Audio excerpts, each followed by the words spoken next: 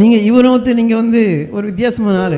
என்னென்னா, இவனை வச்சு உங்களுக்கு அழகாக ஒரு தன்னம்பிக்கை கொடுக்குறேன். நல்லா கேட்டுக்கோங்க. இது பெரிய ஒரு வாழ்க்கை பாடம். என்னென்னா, ஒரு கேம் விளாடுவோம் பார்த்துக்கோங்க. ரோப்ளக்ஸ் அப்படின்னு ஒரு கேம். ஒரு நாள் எப்படியோ ஜிபேயில் கொஞ்சம் அமௌண்ட் அனுப்பிட்டான். அனுப்புனது எப்படியோ ஒரு கட்டத்தில் தெரிஞ்சு போச்சு.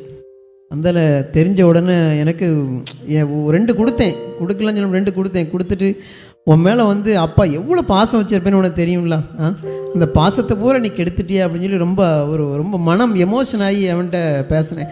அப்போ அவன் சொன்னான், ஒரு நாள் கேட்கேன், உனக்கு அப்பா அம்மா எப்படி பிடிக்கும் அப்படி இல்லை, நான் பெரிய தப்பு பண்ணேன், ஆனால் நீங்கள் என்னை மன்னிச்சிட்டீங்க அப்படின்னு சொன்னான்.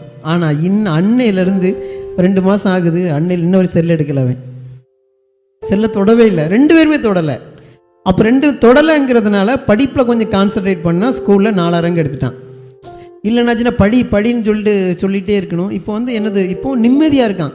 அந்த செல்லை எடுத்து அந்த நோன்றது இல்லைங்கிறனோன்னு நிம்மதியாக இருக்கான். அப்படி தானே ஜோக்சன்? ஆமாம். நல்ல நல்ல பிள்ளைகளை நம்பி இந்த நாடே இருக்குது தம்பி.